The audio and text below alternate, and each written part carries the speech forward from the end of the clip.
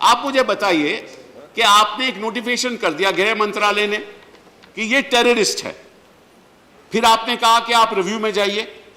आप पहले सरकार के पास जाइए, अगर वो इनकार कर दें फिर आप रिव्यू में जाइए। रिव्यू में एक ट्राइब्यूनल बैठेगा, एक जज बैठेगा रिव्यू कमेटी में, वो आपका तय करेगा कि गलत हुआ या सही हुआ। लेकिन आपने उस शख्स को टेररिस्ट क्यों कहलाया और कब कहलाया यह बिल नहीं बताता। At what stage will you declare him as a terrorist? Will you declare him as a terrorist before an FIR is passed, is lodged? Will you declare him a terrorist at that stage? Will you declare him a terrorist if the charge sheet is filed? Will you declare him as a terrorist after the trial takes place and he is convicted? At what stage will you declare him to be a terrorist? It's not clear from the bill. And if he is already being tried for a terrorist offense, you don't have to declare him as a terrorist. Why? Because under our law, a person is innocent till he is proved guilty. So if a person is innocent till he is proved guilty and he is to undergo trial, then on what basis do you issue a notification under 35 and declare him to be a terrorist? There is no logic behind it. There is no basis for putting this provision here. And what if you tomorrow, just for the sake of speculation, do you declare somebody who you consider to be an urban Nakshal a terrorist? What will happen to him? He will be ostracized in society. No bank will extend any loan to him. He cannot participate in any civil activity. And he will be deemed to be a terrorist in the eyes of the nation. What is his recourse? What is happening today under PMLA? What is the government doing? They lodge an FIR. They don't investigate thereafter. FIR lodge कर दिया, investigation हुआ ही नहीं.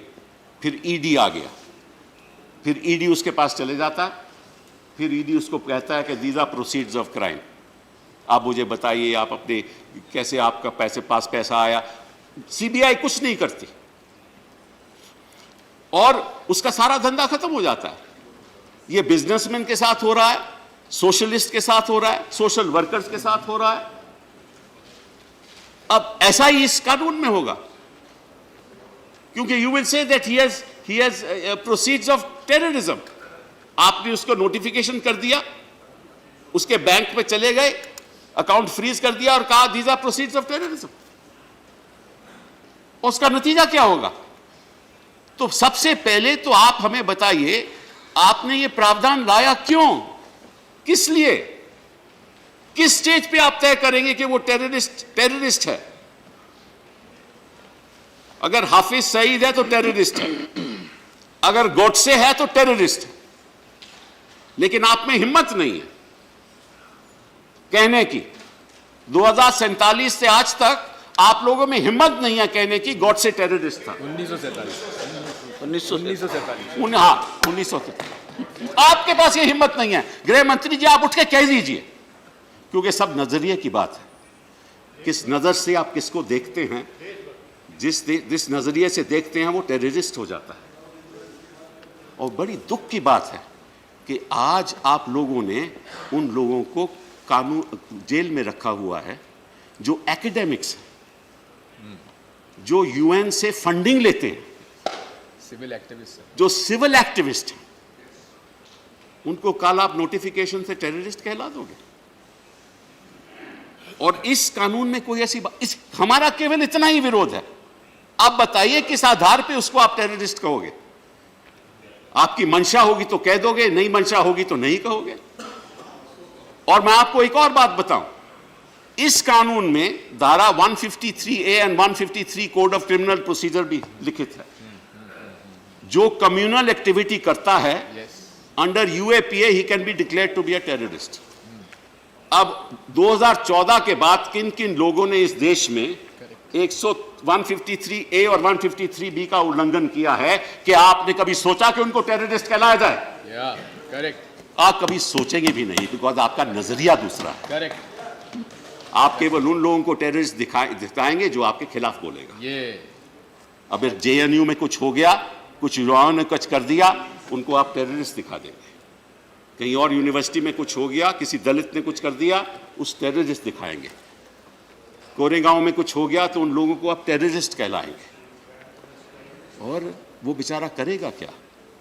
तो पहले तो आपको ये स्पष्ट करना चाहिए किस आधार पे आप कहोगे कि ये शख्स टेररिस्ट है और ये शख्स टेररिस्ट नहीं है। आपको यहाँ बताना पड़ेगा।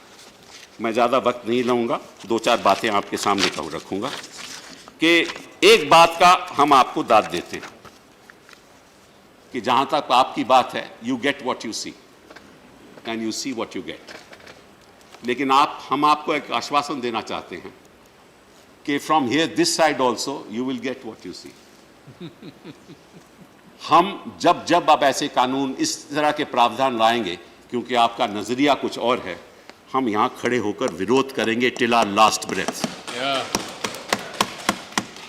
आप हमारे पीछे सीबीआई लगा दो, आप हमारे पीछे ईडी लगा दो, आप हमें जेल में भेज दो, आप इनकम टैक्स लगा दो, लेकिन यहां हम खड़े रहेंगे और हम आपका विरोध करेंगे। हमने देखा है कि पिछले दिनों में किस तरह से आप लोगों के पीछे दुरुपयोग कर रहे हो कानूनों का, चाहे वो पीएमएलए हो, चाहे ये कानून हो, चाहे कोई और कानून। मतलब कि ऐसा लग रहा है हम इस देश में कि एक चेहरा, एक बिजनेसमैन, सब कुछ केवल एक आदमी के नाम पे, कोई दूसरा तो हमें दिखता ही नहीं है।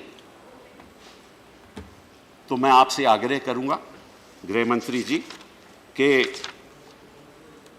आप केवल न सोचिए कि हम यहां चुप रहेंगे। आपके पास मेजॉरिटी है, वहां भी है और यहां भी, क्योंकि इमरजेंसी हो जाती है कुछ लोगों के लिए तो मेजॉरिटी नहीं रहती। हाँ, वो भी हम जानते हैं। लेकिन देखिए, जो आतंक के शिकार रहे हैं वो कौन रहे हैं? हम लोग। हमारे 2 प्रधानमंत्री चले गए आतंक की वजह से। हमें वो पीड़ा, हाँ, हमारे चीफ मिनिस्टर साहब भी आतंकवाद की वजह से चले गए। दुख है तो हमें है, लेकिन हमें यह भी मालूम है कि हमें कोई ऐसा कानून का दुरुपयोग नहीं करना चाहिए। यह भी हमें मालूम है। और यहां सदन में बैठ के हम कानून तो पास कर सकते हैं, लेकिन सदन के बाहर जमीन पे क्या हो रहा है, मुख्यमंत्री, गृह मंत्री जी, ये नहीं मालूम आपको? उन लोगों की पीड़ा सोचिए जो उत्तर प्रदेश में अभी हुआ है। एक फैमिली मार दी जो जम्मू कश्मीर में हुआ है। Sibal ji, just I am finishing in 1 minute. जो जम्मू कश्मीर में हुआ है, जो गुजरात में हो रहा था, जो महाराष्ट्र में हो रहा था। जब 1985 में जो कानून बना था ना टाडा का, तो सबसे ज्यादा गिरफ्तार कहां हुए थे लोग? गुजरात में। आतंक पंजाब में था, गिरफ्तारी गुजरात में थी। आतंक पंजाब में था, गिरफ्तारी महाराष्ट्र में थी। क्यों? वहां तो आतंक नहीं था, लेकिन कानून का दुरुपयोग हो रहा था। मैं आपसे इतना आग्रह करूंगा कि सदन को यह बता दीजिए। एनआईए की आपने बात की, भाई साहब, एनआईए में तो ऑलरेडी कानून है under section 3 and section 6 of the NIA act. This is a scheduled offence in the schedule of the NIA act. So in fact the NIA can investigate any offense in any state, even under the present law. Correct. There is no issue there. The only amendment that you have brought under section 25 is that you can actually now confiscate the property through the approval of the Director General. Fine, we have no problems with that, because that power is already with you. Our problem is that this open-ended declaration of a private person as a terrorist is just meaningless. It is unconstitutional. It will be struck down and it will come back to you, and then you will have to send it to a standing committee or a select committee. Thank you very much. Thank you.